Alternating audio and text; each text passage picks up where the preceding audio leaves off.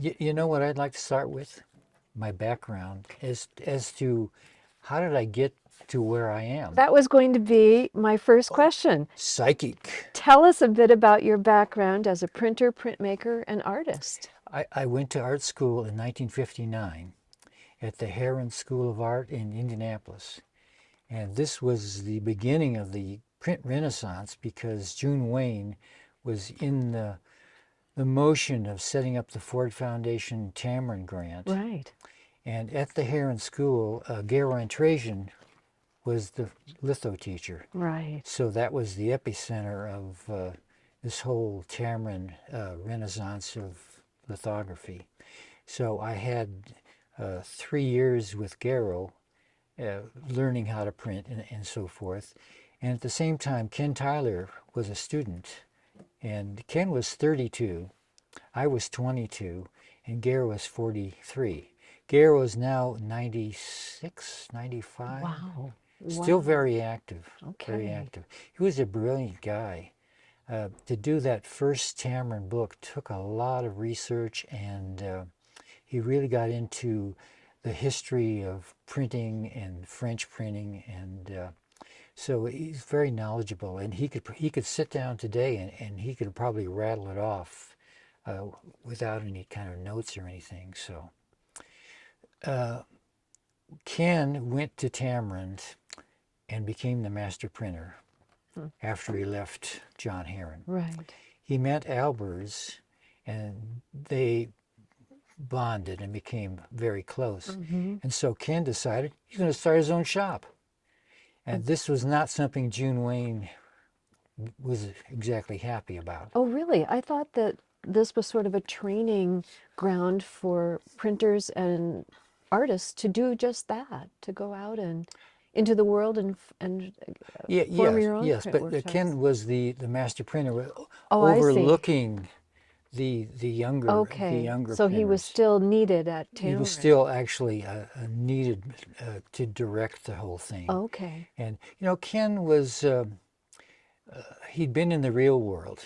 He'd been in Gary, Indiana, where he was born, and he worked in the steel. He was selling steel. His father worked in the steel mills, and his father worked days, and no, he worked.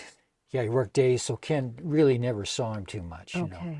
So when Ken came to Heron, he was hungry to get into printing. Okay. He'd worked with Mish Cone in Chicago. Sure. Yeah. And so whenever I saw Ken coming in his VW van, I sort of hid because I knew there was going to be some heavy lifting somewhere. He was always wanting to lift things and move things, And he needed help sometimes. yeah, I didn't was the one that was going to give him the help.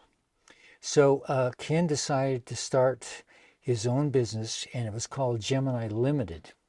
And he and Bernie Blia, who was another Tamron printer, took the shop behind Art Services. I'm sure that you know this history. Yes. But Yes.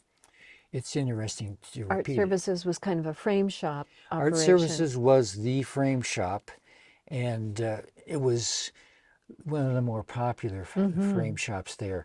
And so we were given the back space to work. And interestingly enough, we did a Giacometti. And the County Museum had a graphic art society, Right. and they commissioned Giacometti to do a print. And Giacometti didn't draw directly on plates or stones. He drew on Cody Collet transfer paper, which is very smooth and very you know, sort of hard. And he used this very hard crayon, you know, like a number 5, so that the lines were really pretty faint. So he sent the transfer to us, and we blew it. Oh, really? It happens.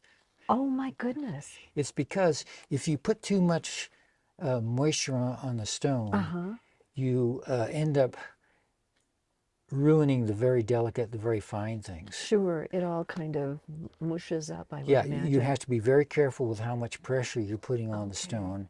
And we pulled it off, and the real delicate stuff was gone. What happened then? He sent another drawing. Oh, he did? Yeah, sent Oh, another drawing. good. Oh, And this time the transfer worked. And I could not have printed it. I was still a young whippersnapper printer. But Ken printed it, and Bernie Blea was the sponger. And this was the old Tamron technique where the guy who did the rolling was Ken. After he rolled it and printed it, Bernie would pull the print and say, a little light, which didn't make any sense to me because the guy who's rolling has got to be the one who pulls the print, compares it to the BAT, right. and then you know exactly where you are. Okay. So they pull the addition, light, heavy, light, heavy. I mean, I don't know how they were trying to communicate there, but it was a good addition, and I'm dying to go to the county and take another look at it after all these years to really get a feeling of, you know, how does it look now after all this time. Oh, So to be sure. And, you know, I think you'd be an incredible resource for documenting that print in their collection. I know they'd love to hear from you about it. well, I'd love to talk about it because I'm a big Giacometti fan. And Eberhard Kornfeld has done the catalog raisonné of the Giacometti Right, yes. prints at Morleau. Right. I think it's in German. Probably, but Yeah. And I think it's fairly, I think they're 400, I think they're 2 volumes, $400 a piece, okay. something like All that. right. But but Kornfeld would be the real, he was friendly with Giacometti, Okay. and so he would be, you know, the one to talk to. So And that he's in his 90s now, so. but that was your first sort of experience working Big time. in a big time shop. independent print shop, not affiliated with a school. And of course we were printing the Albers, and Oh, at the same time. Ah, so the thing about the Albers was the interaction of color. You cannot have colors overlapping. They must just touch. right. So we had a registration system that was pretty accurate. When I was in school, we used pins. That's the old-fashioned way. You can't be accurate if you're using pins and dropping paper. Right. Now we have the holes in the paper and the pins on the plate. So it was actually pretty accurate. And But there are all these variables, like the paper gets wet, the paper expands, the well, paper dries. the old thing about wetting paper was done away with pretty early on. Oh, it was? Yes, Okay. because the paper stretch is unpredictable. And so we're using dry paper. But, you know, you're putting on a lot of ink and using quite a bit of pressure. The color is very vivid. When I was working with Sam, Linton Kistler used to come by, and he would always say, "Are you sure you're wetting the paper?" He was an old school lithographer in Los Angeles. He was an old school lithographer, and he said, you got to wet the paper because the image will be just so much brighter. But we were using water leaf paper, so you're not going to be dampening water leaf paper. Right, right. There was a particular water leaf paper which was very bright white, and Sam loved that. So we use water leaf, you know. Well, we couldn't dampen, but when you dampen the plate and print, then of course you're calendaring the paper, and so it was very bright white and nice and smooth, and that's really what he was after. So you've jumped ahead a little bit from your first experiences at Gemini to working with Sam Francis. Can you fill in the history between those two? I met Sam at Gemini when we were doing a Roy Lichtenstein project. Okay. And I'll never forget it. Because I'd always seen his work, and to actually meet the person, it's kind of a shock, really. You just don't know exactly, you know, what's going to happen. He loved printing so much that he bought a press from Tamron. I have the press in the shop. You'll see it, and he wanted to just play with prints. His experience in Zurich with Emile Mathieu, the Swiss printer, they really did some very fine prints. Mathieu was a professional printer, and Sam's work was difficult because of the tuche. And so Matthew had really done some very fine edition printing, so Sam wanted to try it himself, and he just wanted to play. You know, he didn't want any pressure. When you go to a shop like Gemini, there's a schedule, Yes, exactly. and they'd like to have you in and out in 3 weeks, and they'd like to have all the printing that they'd planned to do completed by 3 weeks. Mm-hmm. So Sam preferred just to take his time. You know, there's no rush, and I was encouraged to try things upside down, sideways. You know, so I was a Okay. part of the process. So he lured you away from Gemini and said, "Come work for me." Yes, and I was ready to go Okay. because when you work at a shop like Gemini, you become a specialist. Mm. I did a lot of the plate making for Okay. Ellsworth Kelly, and I did the precision cutting and some of those things. So I was a specialist. I did print Mm-hmm. and I sponged, but I wanted to work in a shop where I did everything, where I tore the paper, curated, printed, the whole thing. You know, that's what I wanted. And because I'd been trained as an artist, I wanted time to do my own work. Sure. So Sam let me work 3 days, 3 long days. I got to the shop at 6 in the morning and I left it at 8 in the evening. Wow. It's So long days, but then I had Thursday, Friday, Saturday, Sunday to do my own work. So it was perfect for me. And I just love doing the whole process, grinding the stones, doing the etching, the whole thing. So And you had worked for Sam for some time, I imagine. 23 years. 23 years in total. But in March, Gerald Nordland, sorry, in March of 1974, I don't know how long you'd been there by I then. started working with Sam March the 19th, 1973. Okay, so you'd How's that for the Rolodex? Huh? very good. A year later, Gerald Nordland in the Monotypes catalog recounts that you invited Diebenkorn to make lithographs at Sam Francis's studio. There's a reason for that. Yeah. Uh, And so I wanted to ask you, was that your idea or Sam Francis's? Sam left for Tokyo in the fall of Okay. 1973 to live in Tokyo with his Japanese wife. Okay. So at that point, he was sending me images, transfer images, Mm-hmm. but we were actually sort of free. And so I said maybe Diebenkorn would like to do a print. How did that occur to you? I loved his work. I knew that he was renting space from Sam, Right. the Ashland main studio. Mm-hmm. Diebenkorn started in the bottom of the building, and then Sam rented him space at the top. And it was a sailmaker's loft. It was beautiful. It was this beautiful wooden floor, and then you look out the window, you could see the ocean. And Diebenkorn had the space in the back. I was never actually in his studio, Okay. but of course he was teaching at the time Yes. at UCLA, Yeah.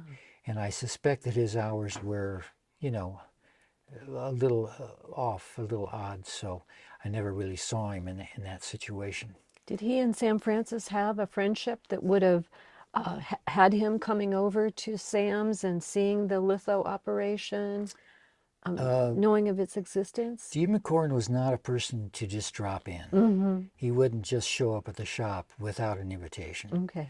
And so Sam at some point must have said to him, why don't you do a print? You know, and because Sam invited Ed Moses to do a print, Mm-hmm. and it was during the period when Ed was doing these striped images, the Yes. crisscross striped Yes. images. Yes. So Ed did the drawings, I did the proofs. He never showed up to check the proofs, Ooh, okay. which was fine with me because I was busy. Right. Some artists prefer to work that way. Yeah, I was very busy, and he had Wallace Ting do prints, Mm-hmm. and he had Maria Nordman, she was a light and space artist. Okay. She was German and living in Los Angeles. She was one of the art and space people that would take a building and then they would cut a hole in the wall, and then the light would come in, and that was the piece. That was the artwork. That was the Okay. artwork, yeah. So All right.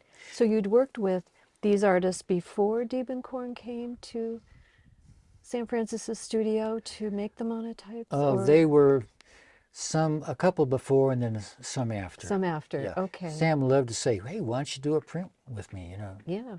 Or he'd Yeah. say, "Hey, why don't you come work for me?" Okay. So All that's right.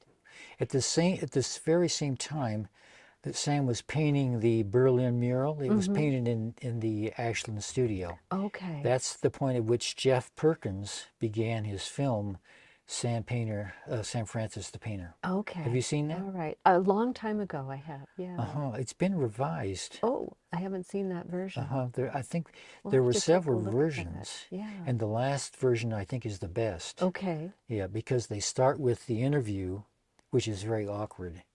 And Jeff keeps talking about what a disaster the interview was. It was awkward because Sam did not like to give interviews. And so he was being very cagey.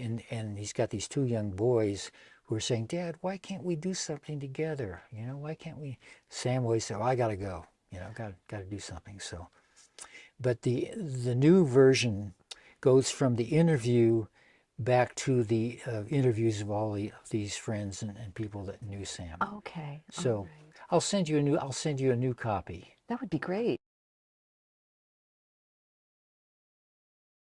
Getting back to Diebenkorn. Right. Yeah. Did you know him? Well, obviously you knew about him by reputation, but via art circles, were you friends? No, No. I'd never really met him.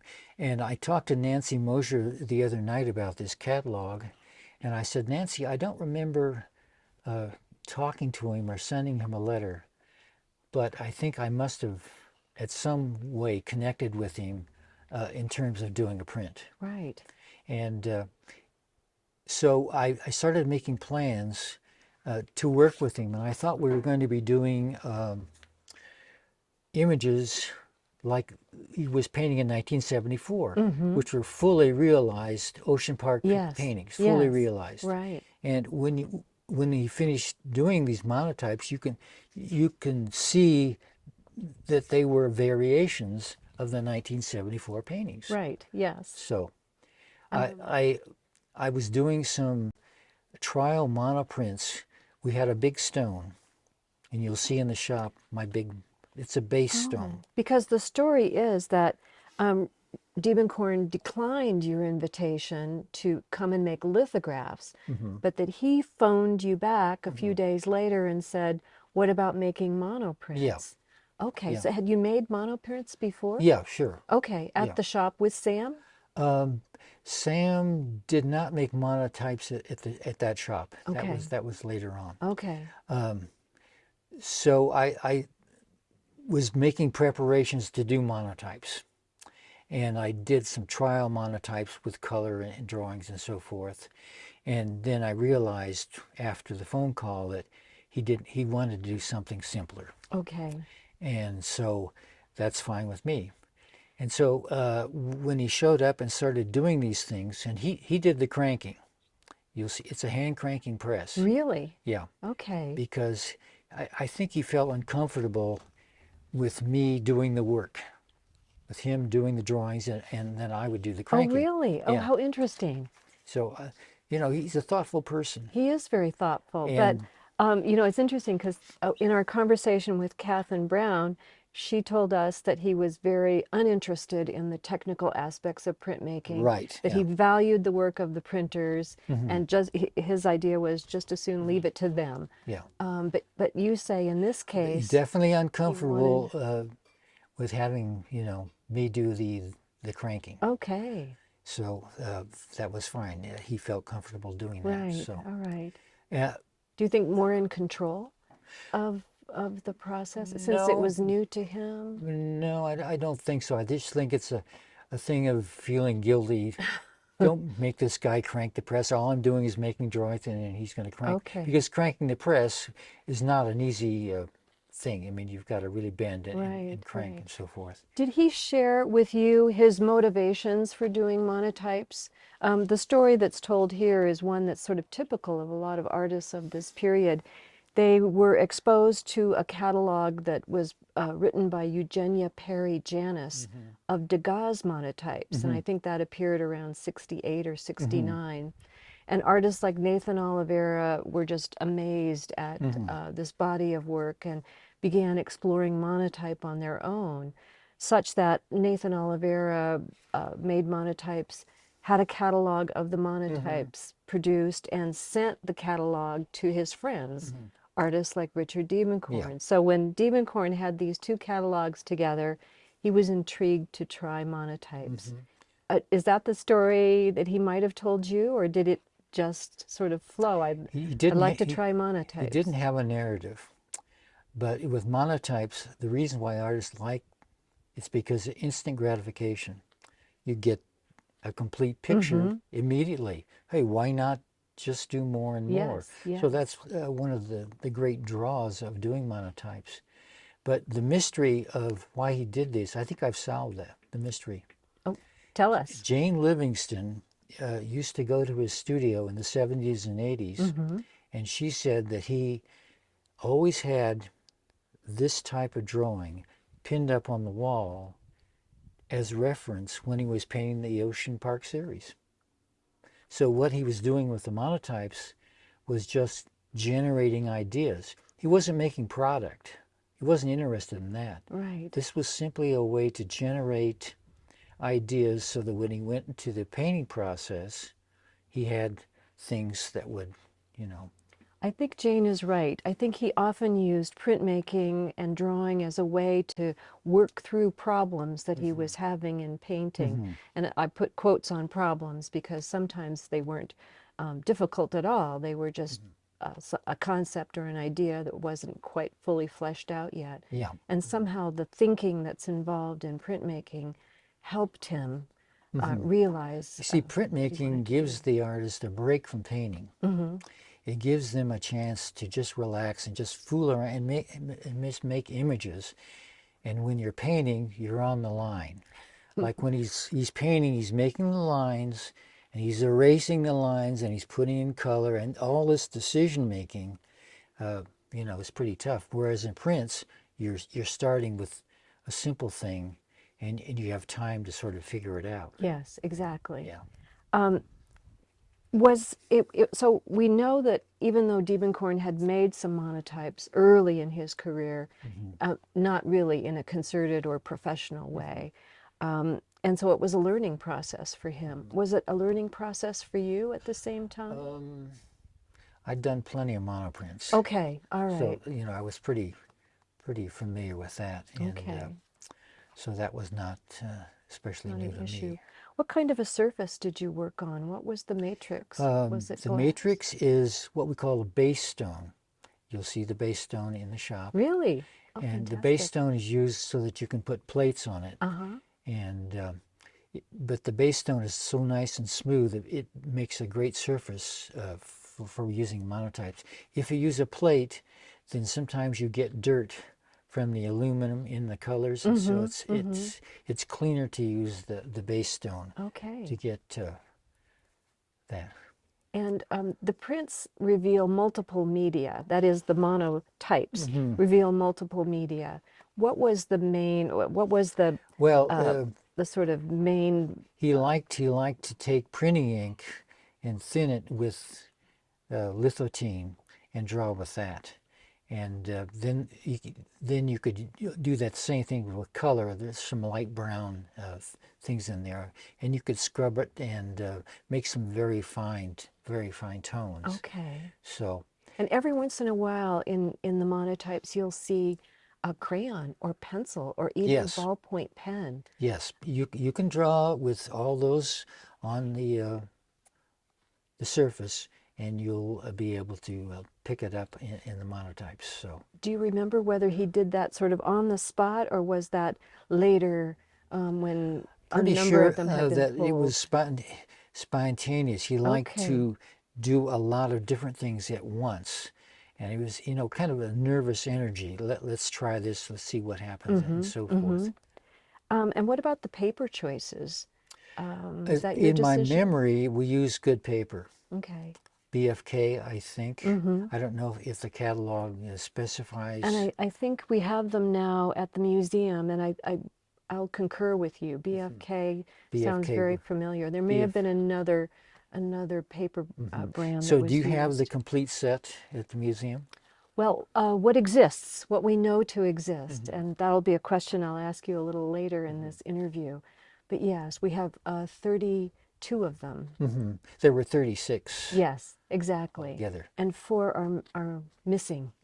I was not given one. Okay, And that was did, going to be one of my and questions. did not expect to get one Okay, because I was only cranking the press. You know, sure. I understood that this was just an exercise to generate ideas. So Yes.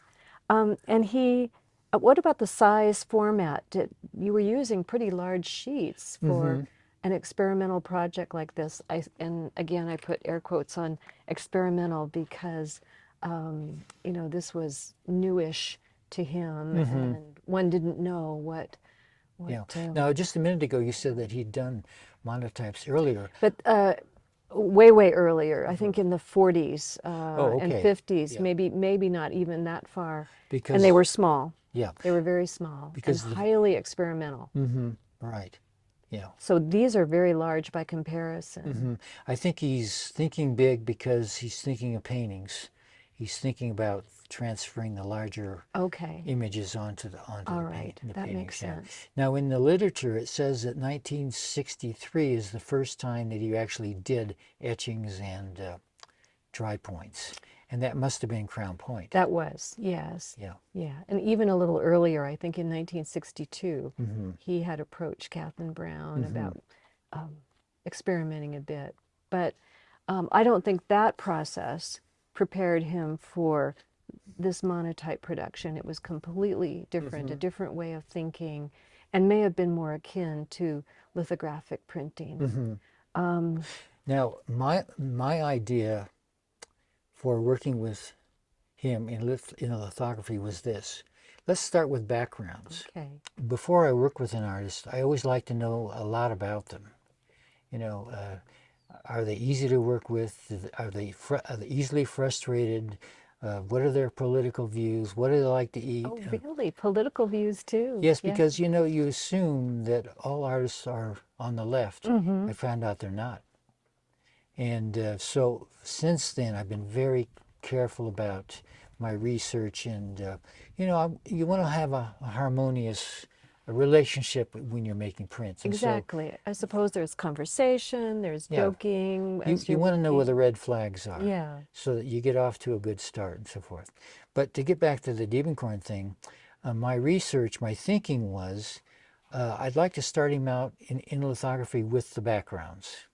Have him draw 5 background plates, very random, and then we'll proof those plates in subtle colors. And in the meantime, let him draw some of the structures, maybe on transfer paper, so that by the time we start, we have 20 proofs on the wall of just backgrounds. So if he wants to go and draw on the proofs with the ink, he has a background. And now he's relating to the lines and the background at one time. So you're generating ideas much faster. If he just comes in and starts drawing like he draws that, okay, that's fine. And you can proof that, but you need more input as to front and back, because his paintings are basically background with a structure with color patches. And he plays with the lines and he takes them out and puts them in. Yes. And so if you get him started with a background that he can work against, I think that might, interest him. But if you propose that and you can see that it's not working, then you drop it. Okay. You drop it and then you go and say, okay, are you more comfortable just making your drawings, and then we'll do some proofs? Or maybe we'll use the Chagall method. You do the key drawing, and then you can take them home and color them, and then we'll go from there. Right. If that makes you more comfortable. Right. But his style is definitely hesitation and back and forth. So in printmaking, you have to plan it so that he can work in that mode and not get stuck. So that's why I like transfer drawings, so that he can make a drawing which is the right reading. So when you print it, he knows. Right. Yeah. Now in the monotype, he's drawing in reverse. Exactly. Because Yeah. the direct Yeah. printing, and he may have liked that. He may have liked his. I think by then, by 1974, he was well experienced, having worked, for maybe 10 years plus on etchings where he got used to that reverse imagery. Yeah. Yeah. Now you see the photographs of him at Crown Point, and he's got all these. He's working on a number of proofs, a number of tall formats, small formats. So he's priming the pump. He's not making prints. He's making ideas, and from that, he'll move to the color and be willing to struggle with that a little bit. Exactly. Color comes later.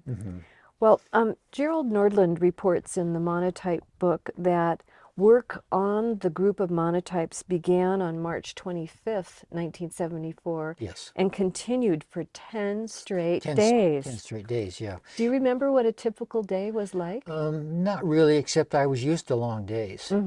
So that didn't bother me, And I knew that once you get started, you don't want to take a week off. You continue to work for 10 straight days. Right. So, Okay. that was completely within my feelings about doing a project. So there were 36 monotypes 36. that resulted in after that 10 days.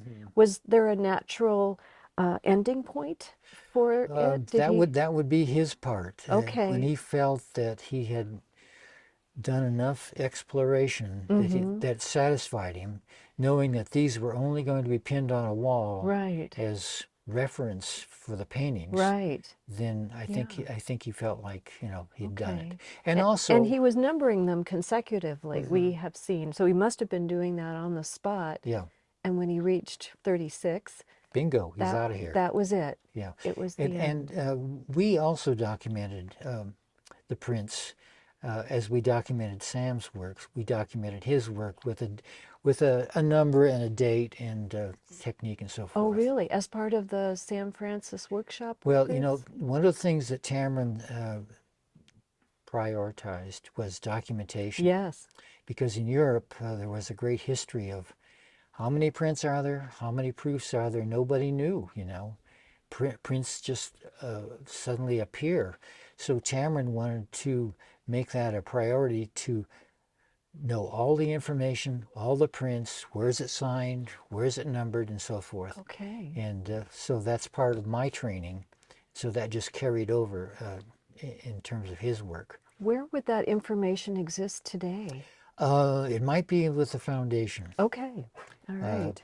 Deborah, do you know Deborah? I do. Yeah, Deborah might be able to locate some of that. Nancy Mosier and I usually did the documentation. The documentation. Okay, Yeah. well, that'd be a fun thing to find. Yeah. During those 10 days, were some monotypes discarded and destroyed? No. Or no, everyone was kept. There are some artists that censor.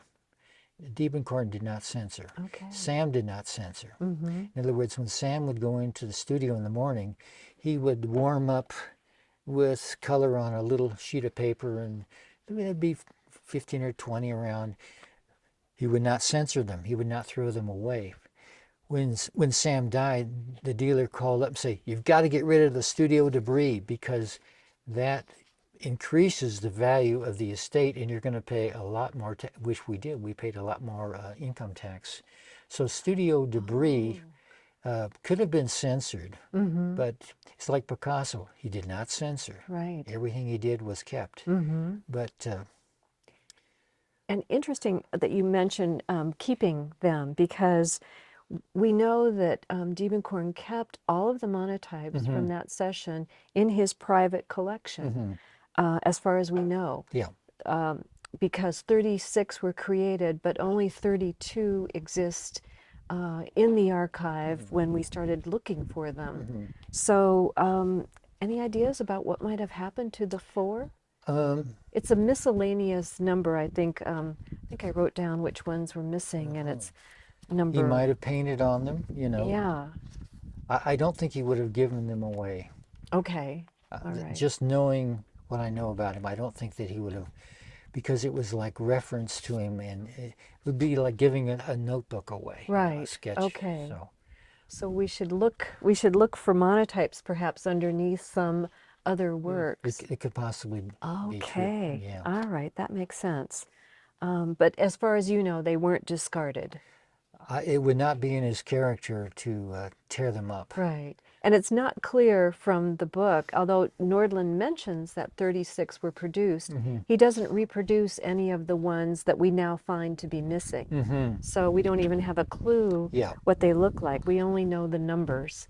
I don't have them. I don't think Nancy has them. Anyhow, a lot of drawers and a lot of paper, and it's something could have happened to them. It's really hard to say. So, Okay. All right. yeah. Did Diebenkorn ever express his feelings about the inner imagery, which closely follows Ocean Park? And was there a concerted effort on his part to stick to that imagery? Or was he finding himself in the process of creating monotypes, sort of pulling away and thinking, I can do something different. I don't have to stick to Ocean Park imagery. Well, in the literature, Jane Livingston and other people who have written, you see that he's very clear about what he's doing. He's a teacher. He can write an exact paragraph telling you exactly what he's trying to do, and he tells you what the problems are and what his goals are. So he never expressed to me what what he was trying to do with this. Okay. But you can assume that it was a part of the building process toward all related to the painting. And the interesting thing between the watercolors and the canvas pieces are the watercolors sometimes have more of tactile interest in that the paper absorbs the color a certain way. Right. Sometimes the oil paintings seem a little dry. They're not varnished. And sometimes when they dry, they really dry, and the color isn't really as intense. But in the watercolors, the colors seep into the paper and it becomes a part of the paper.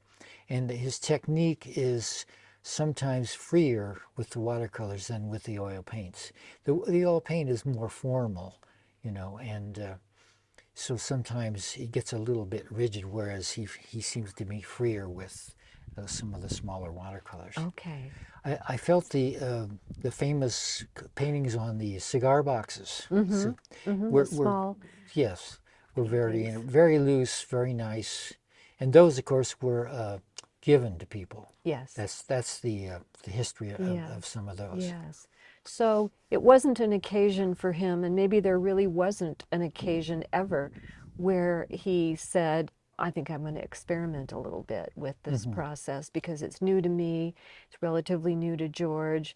Why not just get in there and kind of do something different? I think the thing that held him back was the commitment. Yes. Yeah. For instance, if Diebenkorn would go to Gemini and they were going to say, well, we're going to do a portfolio, he would say, a portfolio? Christ, I'm just here to do a painting. I'm just here to do one print, because he wanted to think about one print at a time, not about doing a whole series, because it was just beyond, you can't solve all those problems. You have to do it a little bit at a time. So. Exactly. And in this situation, there wasn't that pressure, but he'd been so almost trained to think and to be considerate of the printer's time and the days spent, and sort of keep it less experimental and more on target. No, he would definitely feel the pressure if he were to go to a shop and suddenly you have 4 presses and 8 people standing there ready to proof. Right. It's moving faster than he wants to go. So. And how did you or he decide that the project had come to an end? That, again, was his decision. Okay. He felt 36 is a pretty good number. Substantial number of sketches. So with that, he could take those to the studio, put them on the wall, and then use them in painting. So Did you ever make monotypes again with other artists? Let's see. Not that I can really pin down, no. One or two, but of course there's always artists that you want to work with. George Seurat, I wanted to work with him, but He wasn't available. he wasn't available during my period of time. No. Oh, those would have been really beautiful. Yes, beautiful prints. Did you ever work with Richard Diebenkorn again in the Um, printmaking studio or in another no, venue? no, I did not. And I can't remember exactly what happened that it would have prevented that from happening. Okay. But, after Sam died, I moved on to Nikki de Saint Fall. Okay. And I worked with her for 7 years. All right. And so that kept me pretty busy. I can imagine. She was prolific. Very prolific, Yeah. So, Diebenkorn died in 93. That's right. And Sam died in 94. Oh, yeah. And Diebenkorn, I don't know what his illness was exactly, but he was getting letters from people with information on how to heal himself. Oh, really? Lots of letters. And Towards the end of his life, or when he was ill up when north. he was ill? Yeah. Okay. And when Diebenkorn died, those people were sending letters to Sam telling him how he could heal himself. Oh, how fascinating. So I was in charge of reading all of these letters. Okay. And actually, most of the information tended to be holistic in terms of diet and so forth. Oh, yes. Yeah. But it's just interesting that people really made an effort to try and help these artists. Yes, exactly. But usually wanting them to live. But usually it was too late. So That was it's always sad. And in both cases with both artists, we lost two tremendous figures. I'm wondering if you can share, without my prompting or asking questions, any other thoughts or memories of working with Richard Diebenkorn or just knowing him as an artist. I'm so impressed with his thinking, his careful thinking about how to proceed, how to attack a problem. And when he describes teaching, he says teaching and thinking. And that means he's teaching, but he's thinking about his work too. And, when he was in Illinois at Urbana, he was teaching, but in a situation where you're teaching students from business and, different. And so it's really, you're not really teaching them something that, and when he left there to go back to New York, I think he wanted more of a challenge, wanted to be around bigger artists and bigger challenges and so forth. And in the literature, I don't find anything connected with Wayne Thiebaud. They don't mention the relationship between those two as much as they do between the other artists from the Clifford Still, for example. Right, yeah, and you'd have to talk to a Jane Livingston or folks from the Diebenkorn Foundation to know more about that.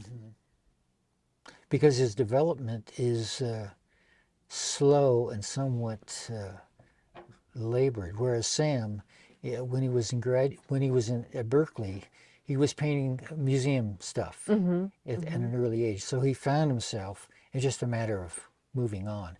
Whereas Diebenkorn, it's a slow, hard process. Yes. And I admire him for that. And working hard at it, and working hard to the very end. When we talked with Jim Reed yesterday, he said that Diebenkorn was unable even to walk to his studio. These were the last months of his life. So Jim constructed a kind of a laptop surface so that he could work on prints, and that this was very important, that he was working hard on producing some mylars that would be translated into lithos, and that it was this desire to keep working. Keep going. Yeah, to keep going. As much as possible. Exactly, yeah. Sure. Yeah. That's always important. When we started out, we were going to ask you, sort of off interview, to spend a few minutes telling us about the San Francis catalog raisonné Catalog and raisonné. your experience with that, because these folks are really going to be interested to know about how that worked, how that happened. Well, it's difficult because early on records were not very accurate. When I got to Sam in '73, we started to keep accurate records. But because he had printed in numerous shops, he printed in Switzerland and Paris, those records were not accurate. And so we had a few prints in the cabinets, and it was just hard to correlate all of the information. So there was, Connie did a lot of travel and tried to work with other people that had worked with Sam, trying to gather the information. Right. And when Sam would sign an edition, he'd start out signature right, number left, and then he'd stop, take a break, he'd come back, signature left, numbers right. And so if you didn't pick up on it, then later on in the raisonné, people start calling and say, wait a minute, this is not what the raisonné says, Oh. So. And those kinds of mistakes were found after the raisonné was published. After the fact, Yeah, of course, after the fact. That's a good hint for me in terms of actual cataloging. Pay attention to the whole edition. And what Dick is saying, that his catalog raisonné had the same photographer for all of the information. Same camera, same photographer. We had photographs, poor quality photographs from all over. So there's some things you can't re-photograph because you just don't have the images. Right. And as we were working on the raisonné, I'd ask Sam questions. He'd say, "Oh, I don't know. I don't care." He didn't care till after it was printed, and then he cared. Really? Really? Oh. Because the raisonné was printed in Japan, and we went through 5 proofing sessions, and I signed off on the proofs, and they were printed. They weren't the same color. This happens. They This went to the happens. red side. Yes. And boy, Sam really blew a gasket. But he wasn't a part of the proofing. No, he wasn't, No. and didn't want to be a part of the proofing. Right. Sure. That makes sense. But they're still accurate within range. Yes. So, I mean, you just have to stick with it. And Dick Grant is the Diebenkorn Foundation catalog raisonné guru who is on press and knows the work intimately because he photographed it. Yeah. And I know this is a big concern it was a big concern for the catalog raisonné. And but as Dick knows, it's one thing to proof and another thing to print. Yeah. And it happens in a hurry, and you're tired and you like to go home, and the press is running, and all sorts of things enter into it that make it really tough. Yes. Well, one thing we do know with the Diebenkorn catalog raisonné that exists now is that the photography and the color in that book is better than any other reproduction of that particular artwork so far. Plus, it's printed by quality printers with a varnish coat, so you can't get any better than that. This is true. That's the ultimate. So Yeah. I take my hat off to you. And you too, Carl. The two of them, yeah. Any other helpful hints for this crew? Helpful hints. Let's see. What's the problem? Did you find yourself kind of rummaging through Sam's flat files, making sure that you had found every single thing? Yeah, sure. That should be cataloged? There's no rest, and there's always somebody who comes up with something that you didn't expect to find, and so that you have to go back again. Was there a call? Did Connie Limbark sort of send out in the wider world a sort of a call for people with collections of Sam Francis to let her know if they had any additions? Yeah, we had some of that going on. Okay. But Sam gave a lot of prints away over the years, and so there were prints that people had stored away, and things get lost. And, right. Okay. You just can't keep an eye on everything. So. And were there some prints that you knew existed but you couldn't find because Sam didn't keep an impression? Yes, were some of those. Okay. So you do the best you can, and you just have to stop at that point. Yeah. And Do you remember being reliant on any museums for? a lot of reliance on Gallery Kornfeld because Okay. they had begun the printing with Sam in Okay. Zurich. So, and not so much from New York, but more from Europe and Japan. Did they keep working proofs?